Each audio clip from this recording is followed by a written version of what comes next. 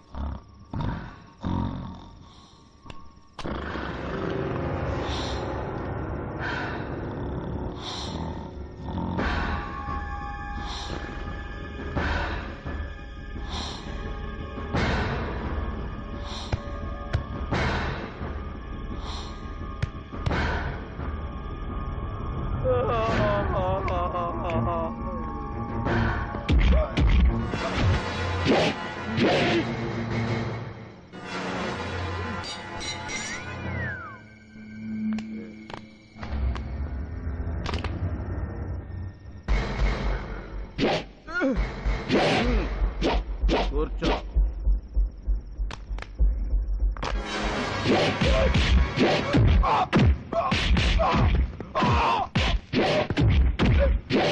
ఆ బచ్చాగాని సంపడానికి ఎంతసేపు చేస్తానంటాడు? బచ్చాగాడని కట్టాడు మొన్న ఇచ్చాడుగా గిసుక. గురుగారు వాళ్ళ పని కానిచ్చేలో మనం పని కానిద్దామా? ఏంటది? కాగితా వద్దామా? డబ్బులు ఇవ్వట్లేదు. ఏదో బానే ఉందండి. అంతేనంటావా? అయితే పదండి.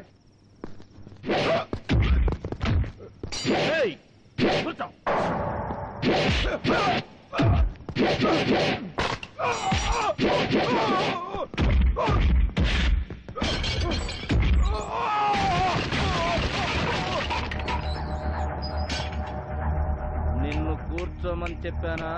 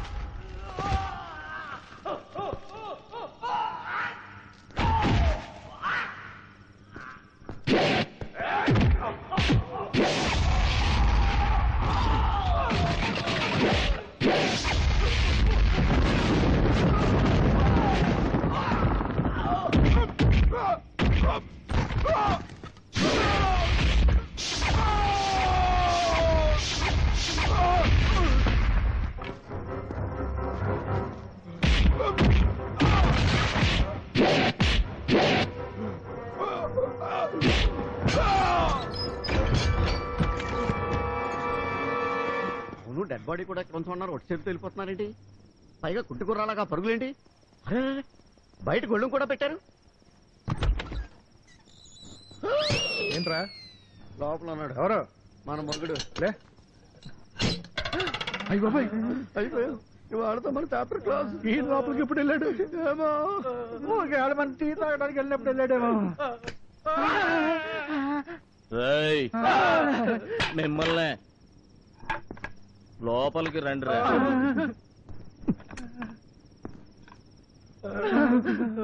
మనమంతా ఒక ఫ్యామిలీరా. మనలో మనకి ఎన్ని గొడవలు ఉన్నా 4 గోడల మధ్య తెలుసుకోవాలి.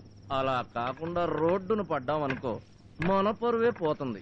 అంచేత ఎక్కువ టైం వేస్ట్ చేయకుండా మర్యాదగా లోపలికి వచ్చేయండి. వస్తే మీరు పడతారు సార్. అది ఎలాగూ తప్పదు కానీ వచ్చేయండి. మీరు వస్తారా నన్ను రమ్మంటారా? వస్తాను. ఆ తలుపేసారా? అలాగే సార్. అందరూ టోపీలు తీసి ఆ టేబుల్ మీద పెట్టండి. చొక్కాలు ఇప్పేయండి.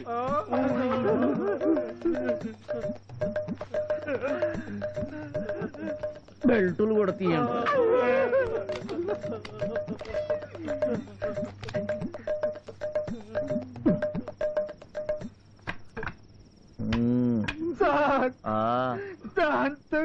గట్టిగా తగులుతుంది సార్. తగలాలనే కదరా కొట్టేది.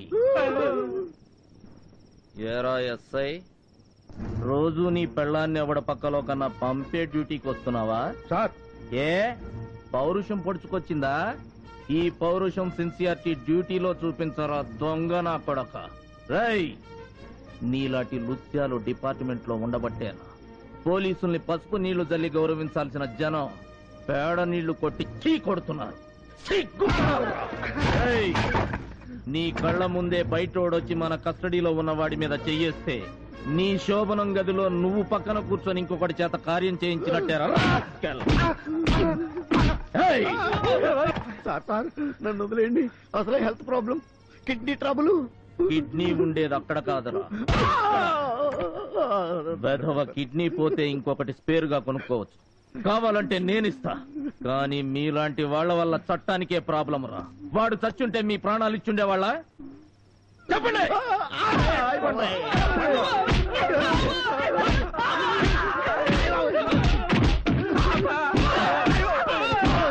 తమాషా తమాషా చూస్తున్నావు.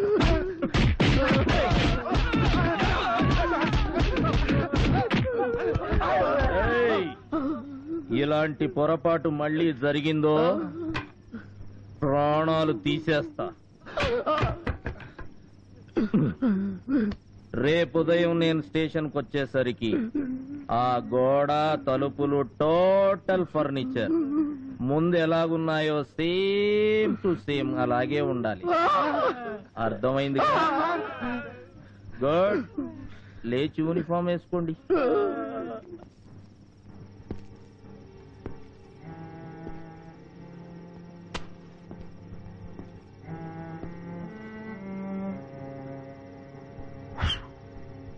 ఏంటి బుజ్జి అలా చూస్తున్నావు? నేను నిన్ను కాపాడింది నీ మీద ప్రేమతో కాదు, నా డ్యూటీ. ఒకవేళ రేపు గుడిలో ఆ అమ్మాయి ఏమైనా తేడాగా చెప్పింది అనుకో, నా స్వామి రంగా నీకు కూడా same to same treatment. All the best. ఇక బొజ్జో.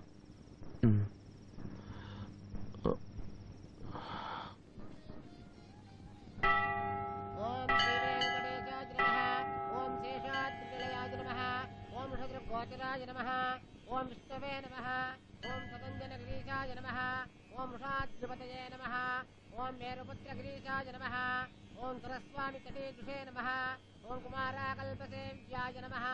ओम वज्रवृक्षयाय नमः।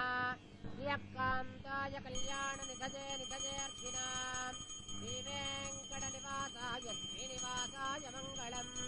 साम्राज्यं भौज्यं स्वाराज्यं वैराज्यं पारमेश्यं राज्यं महाराज्यमाधिपत्यमयम्।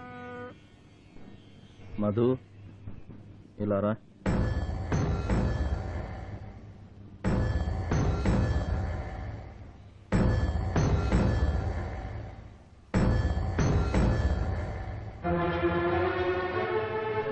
చూడు, ఇది పవిత్రమైన గుడి. ఇక్కడ నువ్వు మీ అమ్మా నాన్నలకు గాని పోలీసులకు గాని ఎవ్వరికీ భయపడాల్సిన అవసరం లేదు. ఈ హారతి మీద ప్రమాణం చేసి భగవంతుడు సాక్షిగా జరిగిన నిజమేమిటో ధైర్యంగా చెప్పు.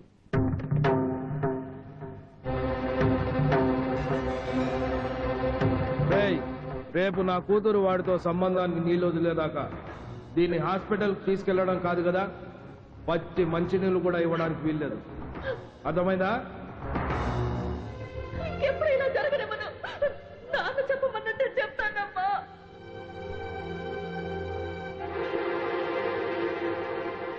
ఈ అగ్ని సాక్షిగా, మా అమ్మా నాన్నల సాక్షిగా, ఆ భగవంతుడి సాక్షిగా నేను నిజమే చెప్తాను. శ్రీనుకి నాకు సంబంధం ఉంది. ఇతనే నా మెళ్ళో తాళి కట్టిన భర్త.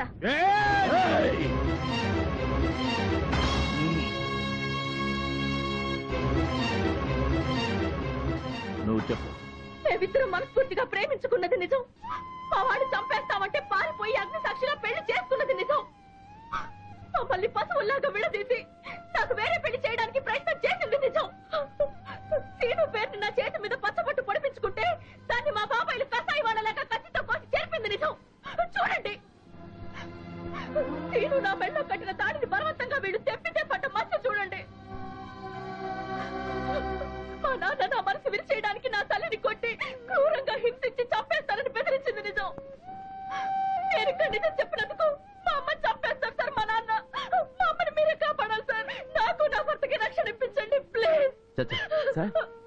ఏమిటి సార్ ఇదంతా?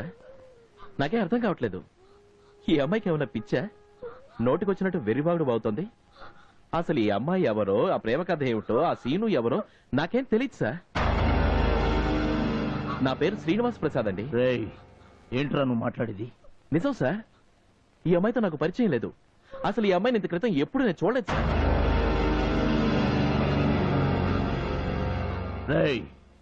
ఇది గుడిరా. తెలుసు సార్, ఇది గుడని తెలుసు, ఆ విగ్రహం దేవుడని తెలుసు, మీరు సిఐ గారని తెలుసు, కానీ ఈ అమ్మాయి మాత్రం తెలీదు. మరి మీ తాతయ్య నువ్వు ఈ అమ్మాయిని ప్రేమించావని లేపుకెళ్లి పెళ్లి కూడా చేసుకున్నావని చెప్పాడు. అయితే వెళ్ళి మా తాతగారిని అడగండి సార్. ఎందుకు చెప్పాడో, అలా ఎవరు చెప్పమన్నారో వెళ్ళి ఆయన కనుక. తాతయ్యకి నాకు ఏ సంబంధం లేదు, ఈ కేసుకి నాకు ఏ సంబంధం లేదు, ఆ అమ్మాయికి నాకు ఏ సంబంధం లేదు. దయచేసి నన్ను వదిలేయండి. ఇలాంటి గొడవల్లో నన్ను ఇరికించకండి. మీకు దండం పెడతాను.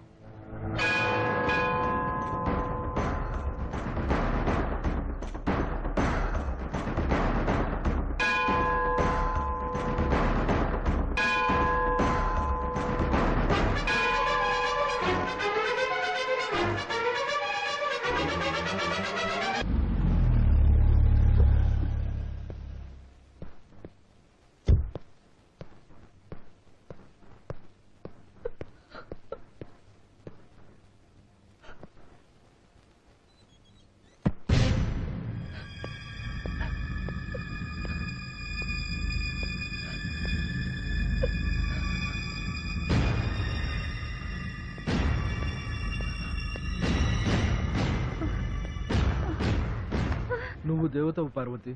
పూజించాల్సిన నిన్ను గొడ్డును బాదినట్టు బాధాను. మీ పట్ల రాక్షసుడిలా ప్రవర్తించాను. ఈ నీచుని క్షమించు పార్వతి, క్షమించు. అవి మాట్లాడి.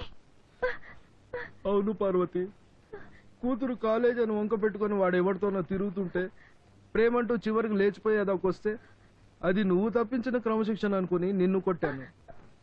అది అడ్డదారి తొక్కుతుంటే దానికి ఆ దారి నువ్వే చూపించావని అపార్థం చేసుకున్నాను.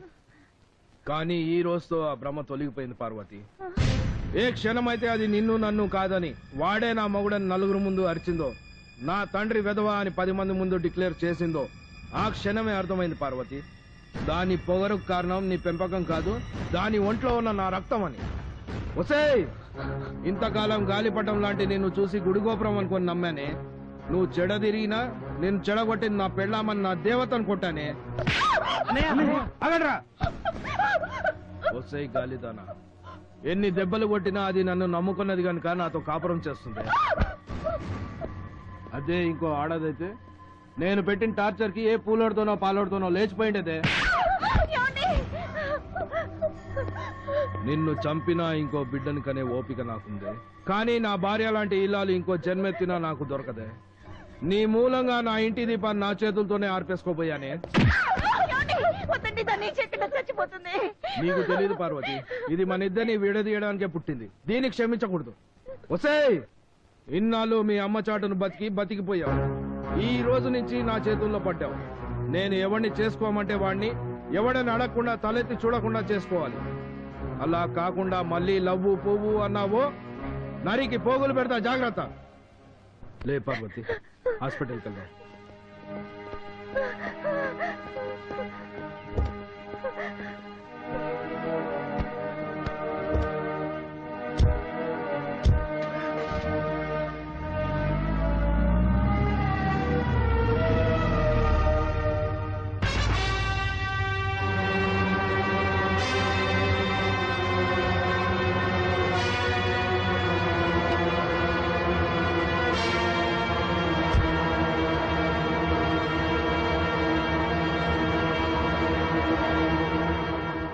గుళ్ళో సిఐ గారి ముందు మీరు చెప్పమన్నట్టే చెప్పాను.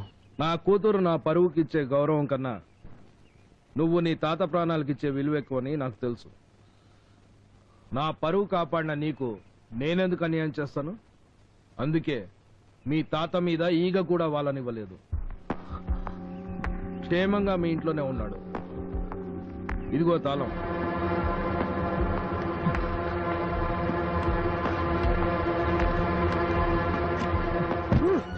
తాతయ్య, తాతయ్య, తాతయ్య, నీకేం కాలేదుగా? నా సంగతి తర్వాత ముందు అక్కడ ఏం జరిగిందో చెప్పు. నా కొడుకులు నిన్ను మళ్ళీ మోసం చేశారు కదా, ఇంకా ఇన్స్పెక్టర్ గారిని వదలకూడదు. వెంటనే కమిషనర్ దగ్గరికి వెళ్ళి వాళ్ళ మీద కంప్లైంట్ చేసి మధును తెచ్చుకుందాం. రారా. వద్దు తాతయ్య, ఇంకే కేసులో గొడవలు లేకుండా అన్ని సరి చేసుకుని వచ్చాను తాతయ్య. అంటే నీ పెళ్ళాన్ని తీసుకొచ్చేసావా? మధు వచ్చేసిందా? మధు మధు రాదు తాతయ్య.